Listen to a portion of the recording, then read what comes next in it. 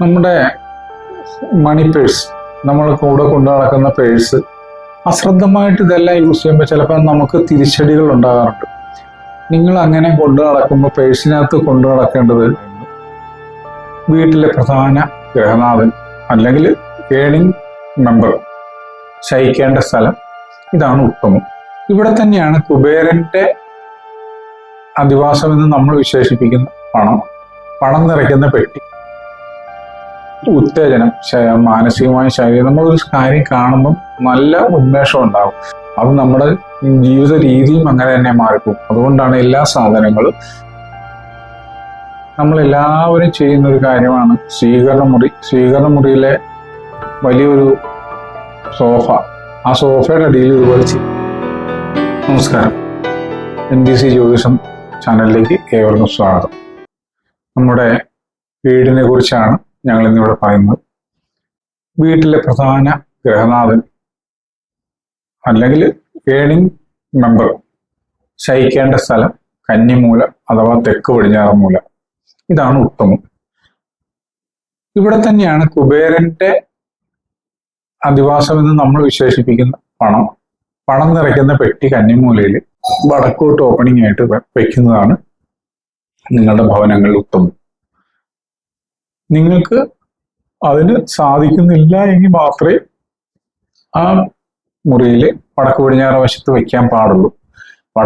തെക്ക് പടിഞ്ഞാറ് മൂലയിൽ വയ്ക്കുന്ന പണപ്പെട്ടിയിലെ പണം നിന്ന് ഒഴിയാതിരിക്കും. അവിടെ ഗൃഹനാഥൻ ബെഡ് തെക്കോട്ട് തിരിച്ചിട്ട് കിടന്നുറങ്ങുക. നമ്മളെല്ലാവരും ചെയ്യുന്നതാണ്. വീട്ടിലെ ബെഡിന്റെ അടിയിലൊക്കെ പഴയ ബോക്സുകൾ കൊണ്ടുവരിക, പഴയ ഡ്രസ്സ് എടുത്ത ബോക്സുകളിൽ നിറച്ചു വയ്ക്കുക, ചെരുപ്പുകൾ കൊണ്ടൊന്ന് സൂക്ഷിക്കുക. ഇതൊന്നും ചെയ്യരുത്. നമ്മൾ കിടക്കുന്ന ബെഡിനടിയിൽ യാതൊരു കാരണവശാലും നമ്മൾ ഉപയോഗിച്ച വസ്ത്രങ്ങളോ ചെരുപ്പുകളോ അതുപോലെയുള്ള ചെറിയ ചെറിയ ബോക്സുകളോ ഇതൊന്നും കൊണ്ടുവന്ന് നിക്ഷേപിക്കരുത്. കാരണം നമ്മൾ ശയിക്കുന്ന ബെഡിനടിയിൽ നമ്മുടെ ആവാസ വ്യവസ്ഥയിലുള്ള ഒരു ഈശ്വരൻ എന്നൊരു സങ്കല്പമുണ്ട്. ആ ഈശ്വരനെ അതിനുള്ളിൽ നിന്ന് നിങ്ങളെ സംരക്ഷിക്കണമെന്നുണ്ടെങ്കിൽ നിങ്ങൾ തീർച്ചയായിട്ടും നമ്മൾ കിടക്കുന്ന കട്ടിലിനടിയിൽ ക്ലീൻ ആയിരിക്കണം. നിങ്ങൾക്ക് പക്ഷെ ഒരുപക്ഷെ ചോദിക്കാൻ പറ്റും, ഞങ്ങൾ ഫ്ലാറ്റിലോ അല്ലെങ്കിൽ ദൂര സ്ഥലങ്ങളിൽ ചെറിയ ചെറിയ ഇതിലാണ് താമസിക്കുന്നത്, ബോക്സ് ടൈപ്പാണ്. ബോക്സ് ടൈപ്പ് ആയിക്കോട്ടെ, അത് നമുക്ക് സാധാരണയില്ല.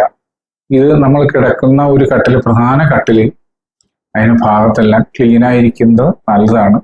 പ്രധാന ശാസ്ത്രം എന്ന് പറഞ്ഞാൽ പൊടികളെല്ലാം കൂടി അവിടെ വന്ന് അടിഞ്ഞിരിക്കും. നമുക്കത് ദൂരവ്യാപകമായ അസുഖങ്ങൾ ഉണ്ടാക്കാൻ സാധ്യതയുണ്ട്. കൂടാതെ അലമാരിയിലെ വസ്ത്രങ്ങൾ അടുക്കി വെച്ചു കഴിഞ്ഞാൽ നമുക്ക് ഉണ്ടാകുന്ന ഉത്തേജനം, മാനസികമായ ശരീരം, നമ്മളൊരു കാര്യം കാണുമ്പം നല്ല ഉന്മേഷം ഉണ്ടാകും. നമ്മൾ അലങ്കോലമായിട്ട് ഇട്ടിരിക്കുമ്പം അത് നമ്മുടെ ജീവിത രീതിയും അങ്ങനെ തന്നെ മാറിപ്പോകും. അതുകൊണ്ടാണ് എല്ലാ സാധനങ്ങളും അടുക്കി വെച്ച് ശീലിക്കാൻ പറയുന്നത്. നിങ്ങൾ എല്ലാ ആഴ്ചയിലും അല്ലെങ്കിൽ എല്ലാ മാസമെങ്കിലും ഇതെല്ലാം തുടച്ച് വൃത്തിയാക്കി നല്ല എനർജി വന്നു കഴിഞ്ഞാൽ തീർച്ചയായിട്ടും നമുക്ക് ധനം ഉണ്ടാക്കാം.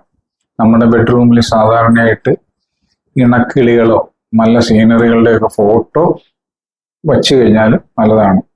കൂടാതെ വടക്ക് ചുമരിലോ കിഴക്ക് ചുമരിലോ ക്ലോക്ക് സ്ഥാപിക്കുന്നതും നല്ലതാണ്. അത് ഡോർ തുറക്കുമ്പോൾ ഡോറിൽ നിന്ന് കാണാത്ത രീതിയിലായിരിക്കണം എന്ന് മാത്രം. ക്ലോക്ക് നമ്മുടെ സമയം, അതായത് നമ്മളുടെ സമയത്തെ ഇങ്ങനെ തിരിച്ചുകൊണ്ടിരിക്കുകയാണ്. സമയമാണ് നമുക്ക് ഏറ്റവും പ്രധാനം, ഇമ്പോർട്ടൻ്റ് സമയമാണ്. അപ്പൊ നമ്മൾ ജ്യോതിഷത്തിൽ സമയം ശരിയല്ല എന്ന് പറയും. സമയം ശരിയല്ല എന്ന് പറയുമ്പോൾ അതിനകത്ത് പല അർത്ഥങ്ങളുണ്ട്.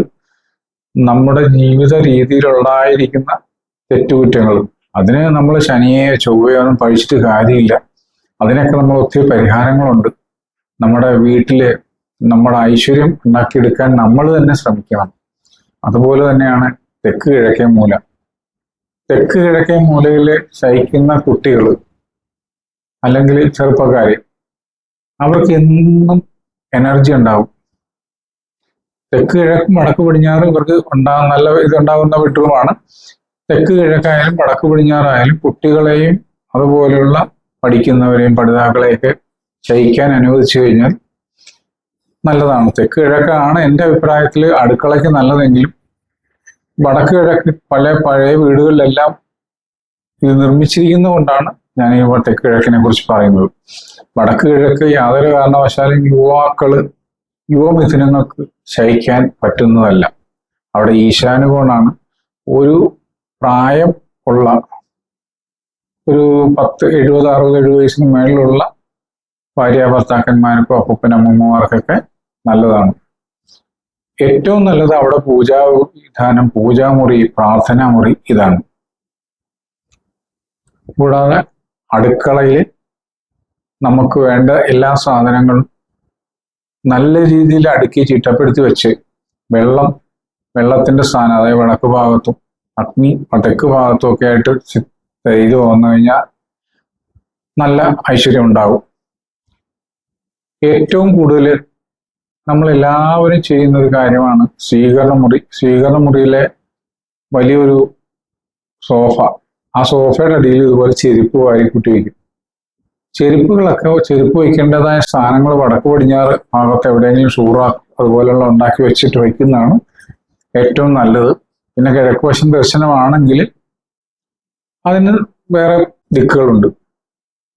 നിങ്ങളുടെ വീടിന്റെ അടിഭാഗത്ത്, അതായത് ഇരിക്കുന്ന സോഫയുടെയും കസേരയുടെയും അടിഭാഗത്ത് യാതൊരു കാരണവശാലും ഷൂസ്, ചെരുപ്പുകൾ ഇതൊന്നും സൂക്ഷിക്കാൻ പാടുള്ളതല്ല.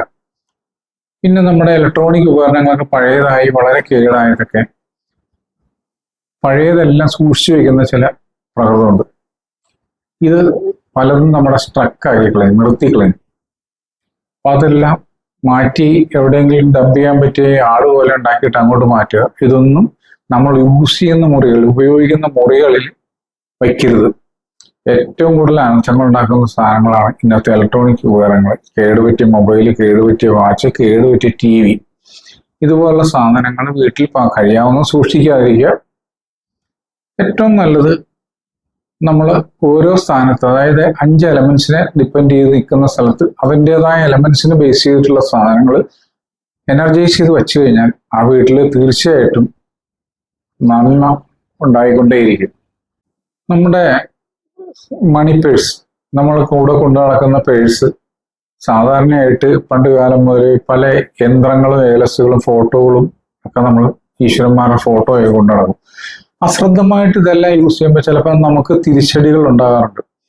നിങ്ങൾ അങ്ങനെ കൊണ്ടു നടക്കുമ്പോൾ പേഴ്സിനകത്ത് കൊണ്ടു നടക്കേണ്ടത് തീർച്ചയായിട്ടും ഏലക്കായും പച്ചക്കർപ്പൂരം, ഒരു 5 ഏലക്കായെങ്കിലും ഉള്ളത് നല്ലതാണ്. കുറച്ചൊരു ചെറിയ പ്ലാസ്റ്റിക് പാക്കറ്റിൽ കുറച്ച് പച്ചക്കർപ്പൂരം എടുത്തു വയ്ക്കുക.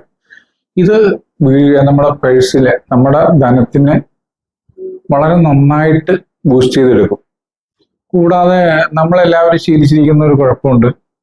നിങ്ങളുടെ പേഴ്സിനകത്ത് ഫയല് പോലെ കുറെ പഴയ പേപ്പറുകൾ, ടിക്കറ്റുകൾ, നമ്മുടെ കിട്ടുന്ന പേപ്പറുകൾ, രസീതുകൾ ഇതെല്ലാം മടക്കി പേഴ്സിനകത്ത് വയ്ക്കും.